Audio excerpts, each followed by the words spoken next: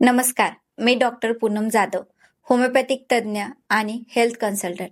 आज आपण अशा एका विषयावर बोलणार आहोत, ज्यामुळे खूप महिला घाबरतात. रिपोर्टमध्ये अचानक लिहिलेलं असतं युटेराइन फायब्रॉइड किंवा गर्भाशयातील गाठी आणि बस लगेच डोक्यात हजार प्रश्न सुरू होतात. मला कॅन्सर तर नाहीये ना? ऑपरेशन करावं लागेल का? ही गाठ औषधाने कमी होईल का? ही गाठ झालीच कशी? जर तुमच्याही मनात असे प्रश्न असतील तर हा व्हिडिओ शेवटपर्यंत नक्की बघा. कारण आज मी तुम्हाला अगदी ला सांगतात तसं सगळं सोप्या भाषेत सांगणार आहे. सगळ्यात आधी गाठ म्हणजे नेमकं काय? आपल्या गर्भाशयाचे स्नायू असतात, त्या स्नायूमधील काही पेशी जास्त वेगाने वाढायला लागतात आणि त्याचा एक गोळा तयार होतो. त्यालाच फायब्रॉइड किंवा गर्भाशयातील गाठी म्हणतात. सगळ्यात महत्वाची गोष्ट म्हणजे ही गाठ बहुतेक वेळा कॅन्सर नसते. हे ऐकूनच अनेक महिलांचा अर्धा ताण कमी झालेला असेल. आता हे बघूया गाठ होतेच का? याचं एकच कारण नाही तर अनेक गोष्टी एकत्र आल्या की गाठ होण्याची शक्यता वाढते. चला तर मग एक एक कारण समजून घेऊया. पहिलं आहे हॉर्मोन्स बिघडणे. आपल्या शरीरात दोन महत्वाचे हॉर्मोन्स असतात, इस्ट्रोजन आणि प्रोजेस्टेरॉन. हे हॉर्मोन्स मासिक पाळी, गर्भधारणा आणि गर्भाशयाचे आरोग्य सांभाळतात. पण जेव्हा हेच हॉर्मोन जास्त किंवा कमी होतात तेव्हा गर्भाशयाच्या पेशी जास्त वाढायला लागतात आणि हळूहळू गाठ तयार होऊ शकते. पण हॉर्मोन्स बिघडतात कशामुळे? हा खूप महत्वाचा प्रश्न आहे. सततचा स्ट्रेस, दिवसभर काम, घर, ऑफिस, मुलं, जबाबदाऱ्या यामध्ये स्वतःकडे लक्ष राहत नाही. स्ट्रेस वाढला की कॉर्टिझॉल नावाचा हॉर्मोन वाढतो. त्याचा परिणाम बाकीच्या हॉर्मोनवरही होतो. दुसरं म्हणजे रात्री उशिरापर्यंत जागरण करणे. आजकाल मोबाईल स्क्रोल करत करत 1-2 वाजतात. पुरेशी झोप मिळेल नाही तर हॉर्मोन सिस्टीमवर परिणाम होतो.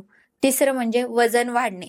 आपल्याला वाटतं फक्त पोटावरच चरबी आहे, पण शरीरातील चरबी ही फक्त चरबी नसते.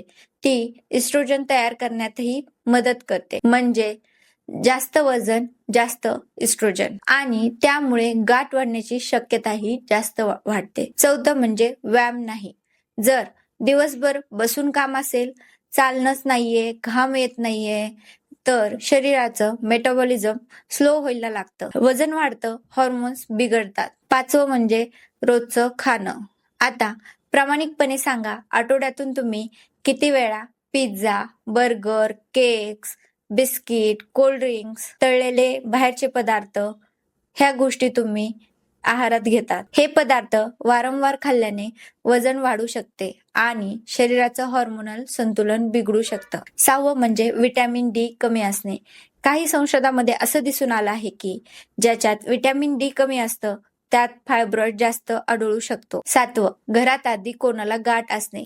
जर आईला, मोठ्या बहिणीला, आजीला फायब्रॉइड असेल तर तुम्हाला ही शक्यता जास्त वाढते. म्हणजे होणारच असं नाही, पण धोका नक्कीच वाढतो. आता लक्षण बघूया.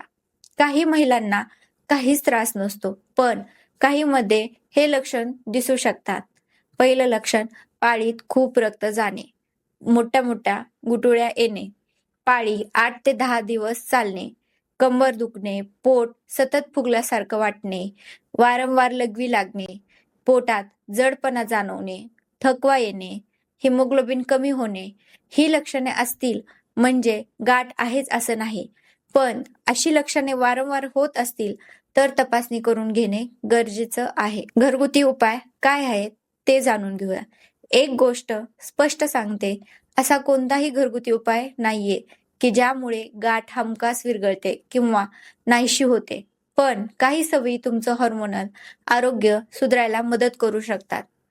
त्या सवयी पाहूया. रोज 30-45 मिनिटं चालणे, वजन नियंत्रणात ठेवणे, 7 ते 8 तास झोप घेणे, स्ट्रेस कमी करणे, योगा, प्राणायाम करणे.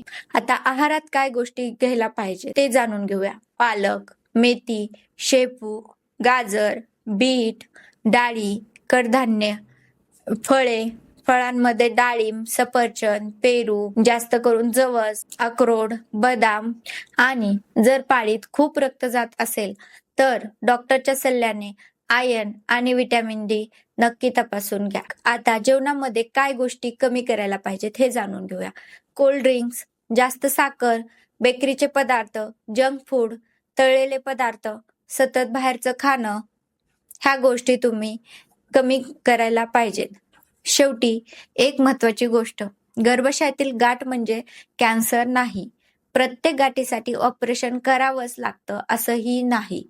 पण स्वतःहून औषध घेणे किंवा सोशल मीडियावरचे उपाय करून वेळ घालवणे योग्य नाही.